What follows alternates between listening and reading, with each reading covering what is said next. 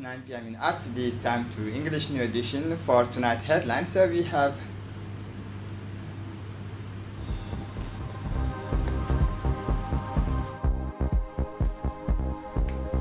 the opening of the job fairs and the inclusion of young people by the President of the Republic. For the international scene, international aid is mobilizing to stop the virus Ebola. Welcome to our newsroom. This year's big event is the first of its kind to be held in Djibouti. The first editions of the job fair at the Esplanade of the People's Palace. The President Ismail Omar Guelleh was accompanied by the First Lady, the President of the National Union of Djiboutian Women, Khadra Mahmoud Haid, proceeded to the launch of this job fair, which is part of the employment initiative, the flagship project of the government.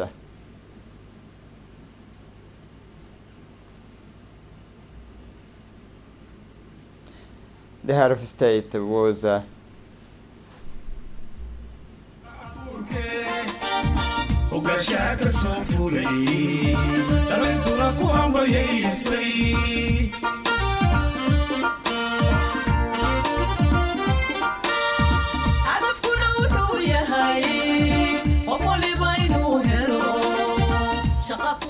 head of state was welcomed by Prime Minister Abdul Qadir Kamil Mohammed and the Minister of Labour Osman Ibrahim Roble. The President of the Republic, His Excellency Ismail Omar Guelleh, cut the ribbons to officialize the launch of this job fair. The mission of this National Employment Fair is to promote the hiring and the career development of all individuals in a framework that is not only conducive and dynamic, but unique.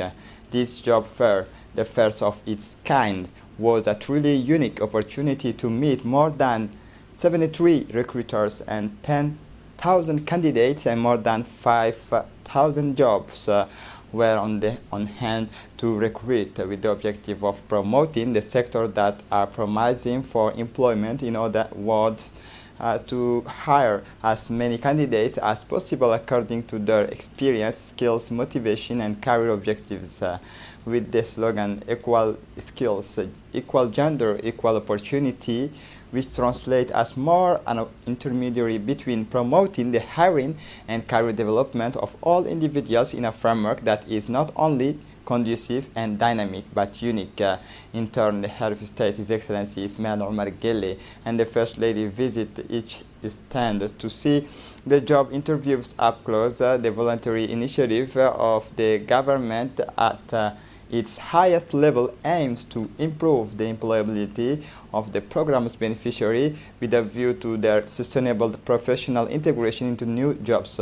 In other words, the development of human capitals at the head of this approach.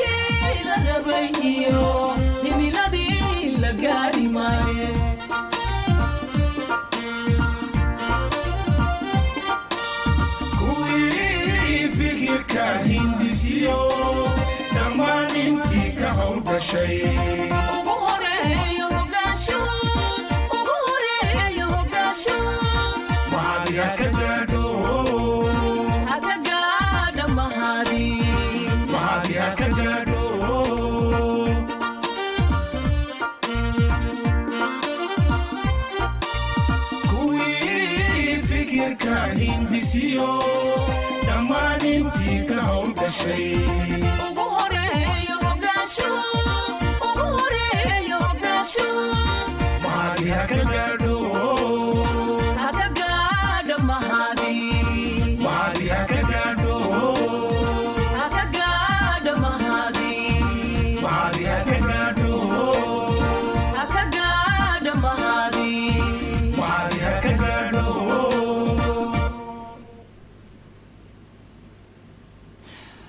Once the visit of the stone was over, the head of state Ismail Omar Guelleh and the First Lady Khadra Mahmoud Haid arrived in the fitted out tent, both received a standing ovations. The day took place in a festive atmosphere animated by the singers and sketch explaining the daily life of unemployed youth. This day was enhanced by the presence not only of members of the government partners but also of the senior officials of the administration who have been following the launch of this employment initiative since October 2020.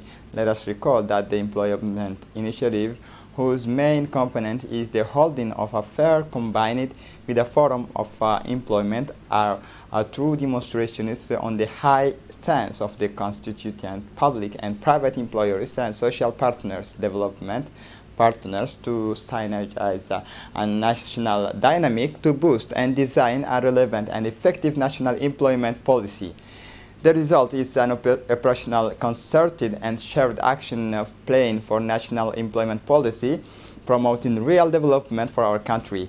These two events combined take place in a particular context where the health crisis that the Republic of Djibouti, like the rest of the world, has suffered has shaken the national economy, forcing everyone to profoundly change this lifestyle and ways of working. However, thanks to a proactive and voluntarist policy carried out under the leadership of the Djibouti's number one, the government, in particular the Minister of Labor, has put in place this plan to respond to this imperative need for change and adaptation. Indeed, as part of the government's post-COVID-19 recovery plan, the Minister of Labor's marked the huge burden of the administration has developed as a response and resilience action plan that gradually stabilize the labor market.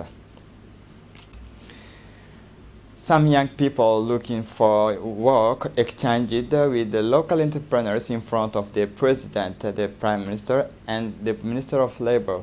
In this exchange, several themes were raised, questions on the primacy of experience and opposite to diploma, the gender issue in the first party of young job seekers asked whether a girl like her has had the chance to be recruited in a constructive company. The contractors like Saïd Al-Wais from Société Intergroup and Hussein Mahmoud Roble, CEO of Kamash Group, replied that it was not inappropriate for a girl to be recruited in a construction company. Another young person asked whether he had an accountant training and whether he had the chance to be recruited. Always the big bosses of the places answered them effectively.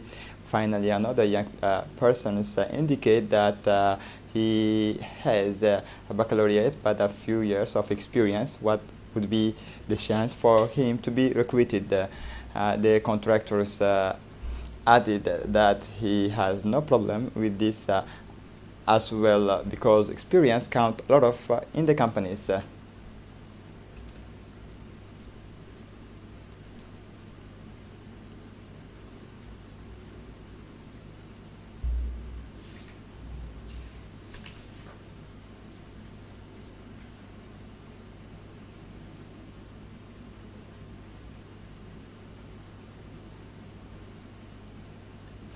In the second part of the questions, a disabled person is asked about his chance to be recruited in the local companies. The disabled has thanked the President of the Republic for all the effort made for the disabled persons in the country, and the local contractors, Mr. Ahmed, as an entrepreneur, said that there is no inconvenience, just no problems of details, because a person with reduced mobility would accept to be a caretaker and electricians according to his training. So if he accepts all this, he has the same right as other citizens to be recruited in the companies. The Head of State Ismail Omar Gelle has indicated concerning the opening of the first editions of the National Employment Fair. Listen to the Head of State. D'avoir et l'employeur et le. It's good to have the employer in the potential employee since you don't have a job yet. But we fight every day to try to take advantage of all these investments that we have initiated, to make people work first, to train them, educate them, investing in these enterprises to reap first the fruits that we have planted, that is to say, those that we have trained. It is a dead loss to see someone who has benefited from training and education and instruction for 20 years to lose like that in unemployment, despair, the inability to produce and serve the nation that has given so much to it. There's a system that says, I've been educated, I've been trained, I've benefited from all these investments, and for my work, I'm going to look elsewhere.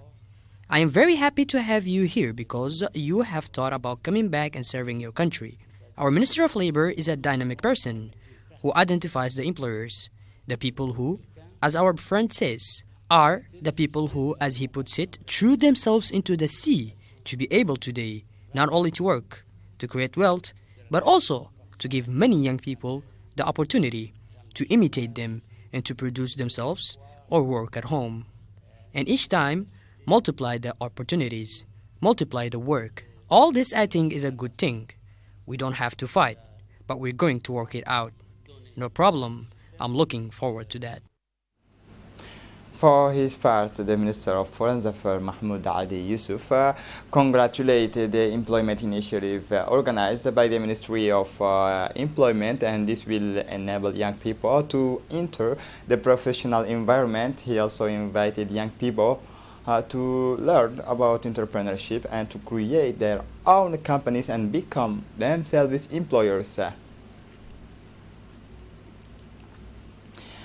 The Camp Sheikh Osman hosted an important working and consultation meeting on security on Tuesday, February 16, chaired by Prime Minister Abdul Qadir Kamil Mohammed. This meeting was attended by members of government, including the Minister of Defense, in charges with relation with Parliament, Hassan Umar Mohammed Burhan, the Minister of Interior, Mumin Ahmed Sheikh, the Minister of Urban Planning Environment, Mohammed Abdul Qadir Muzahilim.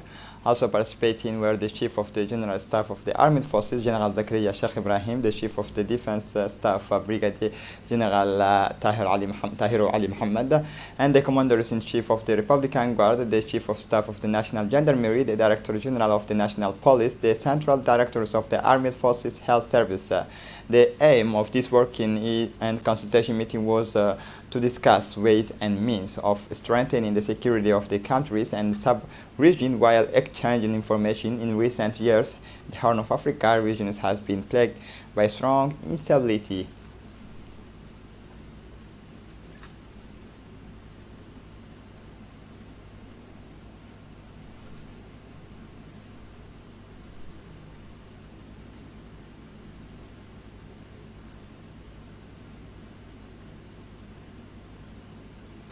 Early on Wednesday, 17 February 2021, the Chief of the General Staff of the Armed Forces, General Zakaria Sheikh Ibrahim, made an unannounced inspection visit to Danley, where a detachment of the National Police is based aboard the Dolphin helicopters. Indeed, for 2 months, the 2 regiments of the North, namely the Joint Regiment of Tujura Riyat and the Joint Regiment of Obok Riau, have been carrying out combined and normalization missions as part of the mission assigned to them. The 2 corps are reinforced by a detachment of the National Police in order to make this mission a success. In his trip, General Zakaria Sheikh Ibrahim was accompanied by the Chief of the Defense Staff, Brigadier General Tahiru Ali Muhammad, Colonel Abdullahi Abdi Farah, Director General of the National Police, senior officers of and the General Staff of the Djiboutian Armed Forces. On descent from the Dolphin helicopters, the delegations led by the Chief of the General Staff of the Armed Forces, General Zakaria Ruqayya Sheikh Ibrahim was welcomed by the Riyadh Chief of the Corps, Colonel Adan Douale, and the Riyadh Chief of the Corps, Colonel Ali Shahin Daoud. These two Corps chief and their troops work together in the framework of the sweep operations, which are among their main missions.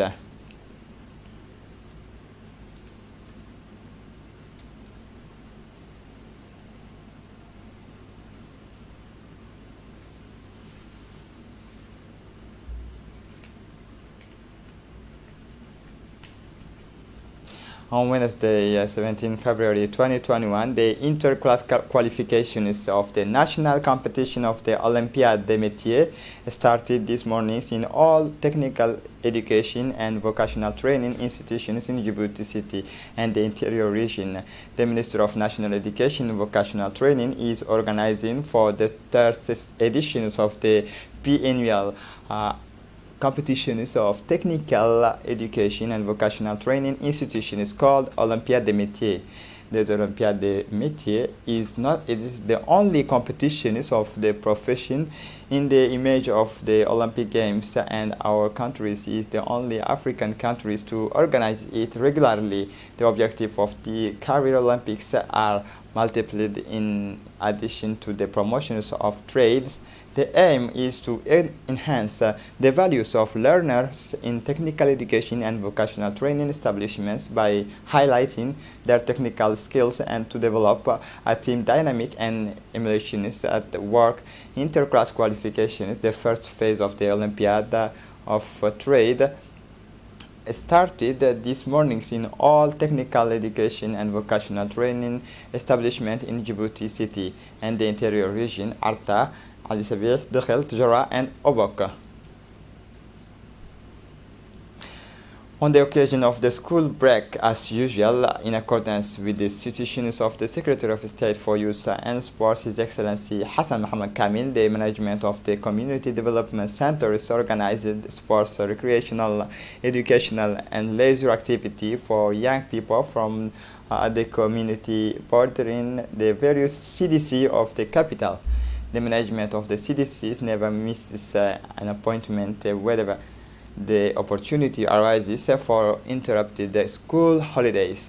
The particularity of this initiative lies not only in its concern to promote sports performance and in interactive exchanges between young people, but above all in its essence, which aims to offer young people a healthy framework for integrations far from the seasons of delinquency and debauchery, of which is the mother of all vices. The director of the CDC, Ms. Ruqayya Hassan Sheikh, and the two dynamic heads of the department, Quraisha Ali Geddi and Ahmed Ali Ahmed, say they are committed to making every effort to achieve the development of Djiboutian youth within the framework of the action plan of Secretary of State for Youth and Sports. After a long journey, the Djibouti Gazelles arrived yesterday in Morocco for the friendly match between our Gazelles and the Moroccan women's team. The initiative of these friendly matches with the Moroccan teams follows the excellent relationship between the president of the Djiboutian Federation of Football, Suleiman Hassawaberi, the president of the Moroccan Football Federation. This morning, very early, the Gazelles of Djibouti began their first training session under the leadership of their coach Ismail and assistant coach Hasna Abdallah Ali, as well as Mukhtar Abdi alias Bakhtez, and goalkeepers prepared Muhammad Abdurrahman, physical trainers of the team. The Gazelles quickly adapted to Morocco's typical Mediterranean climate. The Tanzanian Association for Health Promotion presided over by Momina Buha Kamil by organizing an awareness campaign on diabetes, cancer, and malnutrition within the Tajora within the framework of the Day, one afternoon, the Tajoran Association is for the Promotion of Health, organizing at the Tajora CDC a sensitization is on diabetes, cancer, and malnutrition in the presence of the CM Dr. Ibrahim Dimbio, elected regional councillor, and Hassan to nutrition specialist, Ms. Khadija, representative of the association. Instead, the session was presided by the president, Mumina Abu Hakamil, who welcomed the participant to the debate. Concerning the debate, the doctor of the Tajora explained the objectives of the disease for the population must respect, and the message was clear that diabetes is not the disease of age, child, adult, and can be inherited from their parents.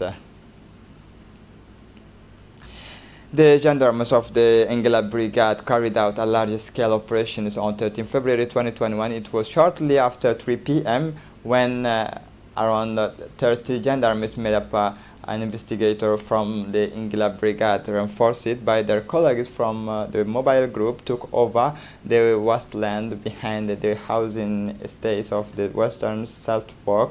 Surprised by these shows of forces, around 20 drug traffickers were arrested. The search carried out on these premises enabled the investigators to seize more than 5 kilograms of cannabis herb ready to be sold on the market. During the technical and judicial investigation, 7 individuals were identified as the main traffickers of the cannabis herbs.